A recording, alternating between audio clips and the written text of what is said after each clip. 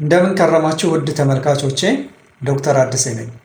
በዛሬው ዕለት ይዤላችሁ የቀረብኩት የመወያያ ርዕስ ሄፓታይተስ ቢ ወይም የጉበት ቫይረስ አይነት ቢ ወይም የወፍ በሽታ አይነት ቢ የሚባለውን ይሆናል ማለት ነው።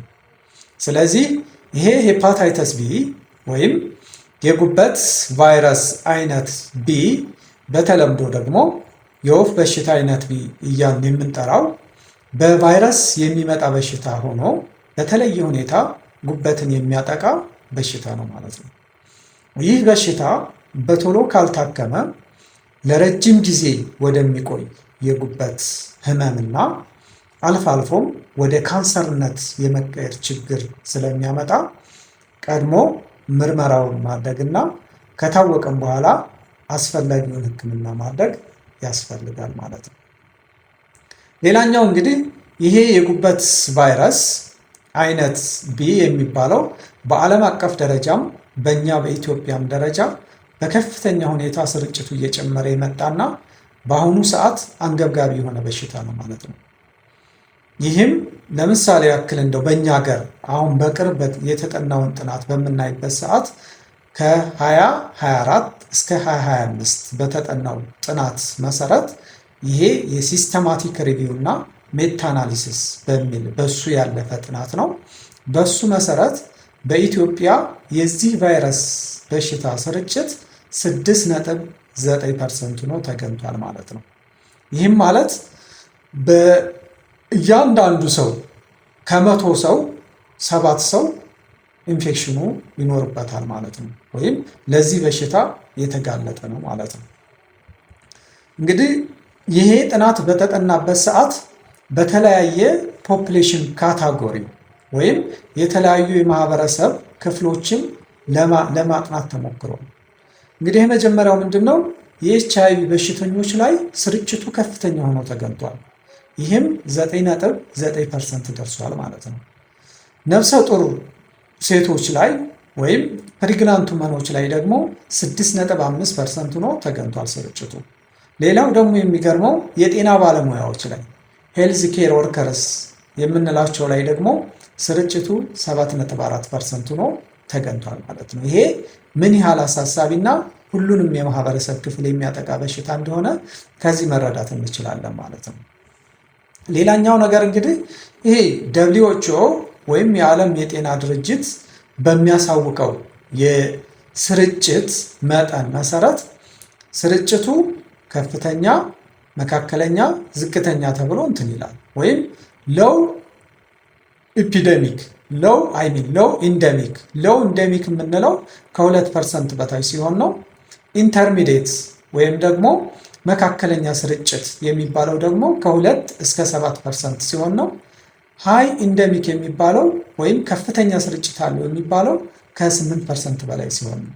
የእኛ ሀገር እንግዲህ አሁን ባየነው መሰረት 6.9 ማለት ኦልሞስት እንግዲህ ወደ 7 ወደ 8 እየተጠጋ ነው ማለት ነው። ወደ ሃይ ይሄድ ነው። አሁን ባለው ሁኔታ ኢንተርሚዲየት ወይም መካከለኛ ስርጭት የሚባል ነው ያለውና ይሄ እንግዲህ በጣም አሳሳቢ ነው ማለት ነው። አሳሳቢ ነው። አንድ በሽታ ኢንደሚክ ነው ከተባለ ለዛ ቦታ በጣም አሳሳቢ ደረጃ ላይ እየደረሰ ነው ማለት ነው። ስለዚህ በማህበረሰቡ ዘንድ በጣም ከፍተኛ የሆነ አዌርነስ መፍጠር ያስፈልጋል ማለት ነው።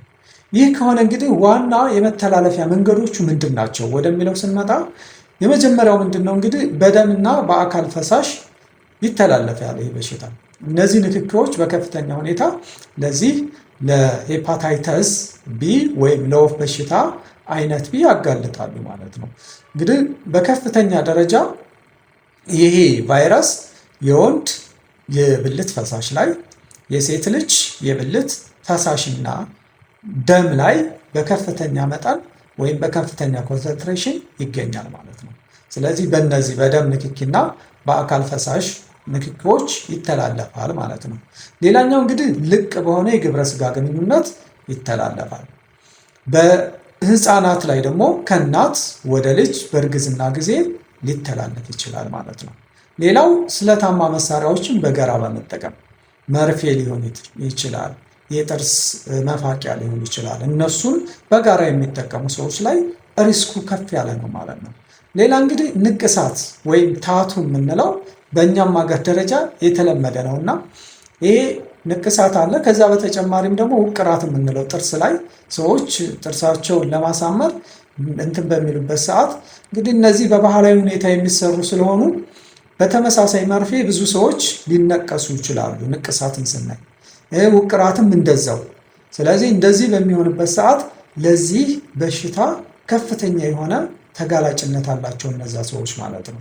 ስለዚህ እንደዚህ አይነት ባህላዊ የሆኑ እንትኖች በሚሰሩበት ሰዓት በጣም ጥንቃቄ በተሞላበት መንገድ ካልሆነ ሪስኩን ወይም የመተላለፍ ቻንሱን በከፍተኛ ደረጃ ይጨምሩታል ማለት ነው። ሌላው እንግዲህ የዚህ በሽታ ዋና ዋና ምልክቶች ምንድን ናቸው ወደሚለው በምንመጣበት ሰዓት እንግዲህ የድካም ስሜት ይኖራል፣ ድካም ይኖራል፣ ማቅለሽለሽ ይኖራል፣ ቮሚቲንግ ወይም ወደ ላይ ማለት ሊኖር ይችላል። የቆዳና የዓይን ቀለም ቢጫ መሆን ይሄ ዋነኛው ነው። ወይም ጃዋንደስ የምንለው እነዚህ ሊኖሩ ይችላሉ። የሆድ ህመም ሊኖር ይችላል። አንዳንድ ጊዜ ደግሞ ምልክት ሳይኖር ሊኖር ይችላል። ይሄ በሽታ ምንም ምልክት ሳያሳይ ሊኖር ስለሚችል ስኬጁልድ የሆነ ወይም ሬጉላር የሆነ የሕክምና ምርመራ በማድረግ በሽታውን ማረጋገጥ ይቻላል ማለት ነው። ሌላው እንግዲህ የመከላከያ መንገዶቹ ምን ይመስላሉ ወደሚለው በምንመጣበት ሰዓት ዋናው እንግዲህ የወፍ በሽታ አይነት ክትባት መውሰድ ነው። ይሄ በጣም ውጤታማ ነው። እንግዲህ ወርልድ ሄልዝ ኦርጋናይዜሽን ባሳወቀው መሰረት ወደ 95% በላይ የመከላከል ብቃት አለው ማለት ነው ይሄ ቫክሲን። ስለዚህ ቫክሲኑን ወይም ክትባቱን መውሰድ ይህን በሽታ ለመከላከል የመጀመሪያው መከላከያ መንገድ ነው ማለት ነው። ሌላው የደምና የአካል ፈሳሽ ግንኙነትን መቆጣጠር፣ ምክንያቱም ይሄ መቀነስ ይኖርብናል። ደምና የአካል ፈሳሽ ላይ ስለሚገኝ ቫይረሱ እነዚህን ንክኪዎች መቀነስ ይኖርብናል። መሳሪያዎችን መነጣጠል፣ የምንገለገልባቸው መሳሪያዎች ለምሳሌ ምላጭ ሊሆን ይችላል፣ መርፌ ሊሆን ይችላል፣ የጥርስ መፋቂያዎች፣ እነዚህን መነጣጠል ያስፈልጋል። በጋራ መጠቀም የለብንም ማለት ነው። ሌላው ልቅ የሆነ የግብረ ስጋ ግንኙነት አለማድረግ። እንግዲህ አንዳንድ ጊዜ ፊሜል ሴክስ ወርከር ሊኖሩ ይችላል ወይም ኮመርሻል ሴክስ ወርከር የምንላቸው እነዚህ በተቻለ መጠን ኮንዶምን ኮንሲስተንስሊ መጠቀም ቢችሉ፣ እንደዛ ካልሆነ የመተላለፍ እድሉ በጣም ከፍተኛ ነው። ኮንዶሙ ሙሉ በሙሉ ይሄን ቫይረስ ይከላከለዋል ማለት አይደለም። ምክንያቱም ሙሉ ፓርቱን ከቨር ስለማያደርግ አንዳንድ ጊዜ ስኪን ኮንታክትን በሚኖርበት ሰዓት ይህ ሊተላለፍ ስለሚችል የተለያየ ቦዲ ፍሉዶች ስለሚኖሩ ኮንዶም ይቀንሰዋል ሪስኩን፣ ግን ሙሉ በሙሉ ይከላከለዋል ማለት አይደለም። ግን ግዴታ ከሆነ ይህን ኮንዶም መጠቀም የተሻለ ይሆናል ማለት ነው። ሌላኛው እንግዲህ ሄፓታይተስ ቢ ክትባት ምን ይመስላል፣ እንዴትስ ይሰጣል ወደሚለው በምንመጣበት ሰዓት እንግዲህ ይሄ ክትባቱ ቅድም እንዳልነው በጣም የተዋጣለት ይሄ ሄፓታይተስ ቢ ለመከላከል ጥሩ የሆነ መከላከያ ዘዴ ነው ማለት ነው። እና ክትባቱ አሁን አብዛኛው የህብረተሰብ ክፍል ላይ ሲጠና ህፃናትም ላይ አዋቂዎችም ላይ ብዙዎቹ ፕሪግናንት ውመኖች ላይ ወይም ነፍሰ ጡር እናቶች ላይ እንትኑ ጤንነቱ በጣም የተረጋገጠ ነው፣ ደህንነቱ በጣም የተረጋገጠ ነው። ምንም አይነት የሚያመጣው ችግር የለም ማለት ነው። ስለዚህ ማንኛውም ማህበረሰብ ሊወስዱ የሚችለው የክትባት አይነት ነው ማለት ነው። እና ይህ ክትባት በሚወሰድበት ሰዓት እንግዲህ ለረጅም ጊዜ ሊቆይ ወደሚችል የጉበት ችግር ይከላከልልናል። ከዚያም በተጨማሪ ደግሞ ወደ ካንሰርነት በሽታው እንዳይቀየር ያደርጋል ማለት ነው። ስለዚህ ይህን ክትባት መውሰድ በጣም ብዙ ጥቅም አለው። እንዴት ይሰጣል? ለምን ያህል ጊዜ ነው የሚሰጠው ወደሚለው በምንመጣበት ሰዓት እንግዲህ ደብሊውኤች ኦ ባስቀመጠው መሰረት ይሄ አዋቂዎችም ሆኑ ህፃናትም ሆኑ 3 ዶዝ መውሰድ መቻል አለባቸው ማለት ነው። ማለት አትሊስት 3 ጊዜ መከተብ መቻል አለባቸው ማለት ነው። ስለዚህ አንድ ህፃን ልጅ እንደተወለደ እንዴት አድርገን እንስጠው ወደሚለው በምንመጣበት ሰዓት ምክንያቱም ይህ ህፃን ልጅ እናቱ ሄፓታይተስ ቢ ያለባት ሊሆን ይችላል፣ ላይሆንም ይችላል። እንደ ክትባት ይህን ለመከላከል መሰጠት ያለበት ግን እንደተወለደ ወይም አትበርዝ ላይ በርዝ ዶዝ የምንለው ይሰጣል ማለት ነው። እንደተወለደ ልጁ በ24 ሰዓት ውስጥ ይህን ክትባት ማግኘት መቻል አለበት። ከዛ ሁለተኛው ክትባት የሚሰጠው ደግሞ እድሜው ከ1 ወር እስከ 2 ወር ባለው ጊዜ ውስጥ በሚሆንበት ሰዓት ሁለተኛውን ክትባት ይከተባል ማለት ነው። ሶስተኛውን ክትባት የሚወስደው ደግሞ እድሜው 6 ወር ሲሞላው ሶስተኛውን ክትባት ይሰጠዋል ማለት ነው። አዋቂዎች ላይ በሚሆንበት ሰዓት አዋቂዎች እንግዲህ ከዚህ በፊት በልጅነታቸው ያልተከተቡ ሊሆኑ ይችላሉ፣ ወይም ከዚህ በፊት ክትባቱን ተከትበው የማያውቁ አዋቂዎች ላይ የሚሰጠው አሁንም 3 ጊዜ ነው። ይሄ እንዴት ይሰጣል ወደሚለው በምንመጣበት ሰዓት የመጀመሪያው መጀመሪያ ቀን ላይ ተመርምረው ይሄኛው የጉበት ቫይረሱ ካልተገኘና በተለይ የትዳር አጋራቸው ሄፓታይተስ ቢ ያለበት ሰው ካለ እሱ ያኔ የመጀመሪያ 1 ዶዝ ይወስዳል ወይም የመጀመሪያ ክትባቱን ይወስዳል። ከዛ ሁለተኛው ክትባት የሚሰጠው ደግሞ 1ኛው ወር ላይ ማለት ነው። 1 ወር እንደሞላው ሁለተኛውን ክትባት ይወስዳል። ከዛ 6 ወር እንደሞላው ክትባቱን ይወስዳል ማለት ነው። ስለዚህ እነዚህ ክትባቶች ብዙ ጊዜ ሪከመንድ የሚደረጉ በተለይ እነዚህ የጤና ባለሙያዎች በጣም ተጋላጭነት ስላለባቸው እነሱ መውሰድ መቻል አለባቸው። ከዛ በተጨማሪ ደግሞ የትዳር አጋራቸው የሄፓታይተስ ቢ ያለበት ሰው፣ የወፍ በሽታ ያለበት ሰው ከቤተሰብ የወፍ በሽታ ካለ የመተላለፍ እድሉ ከፍተኛ ስለሚሆን ያልተያዘው ሰው እንዲወስደው ሪከመንድ ይደረጋል ማለት ነው።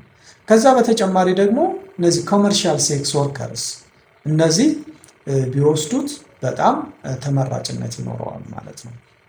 ከዛ በተጨማሪ እንግዲህ ይሄ ክትባቱ በዚህ መንገድ የሚሰጥ ከሆነ ሄፓታይተስ ቢ ኢንፌክሽን ካጋጠመ ሕክምናው ምን ይመስላል፣ እንዴት ይታከም ወደሚለው በምንመጣበት ሰዓት እንግዲህ ሕክምናው 2 ነገሮችን ማየት ያስፈልጋል።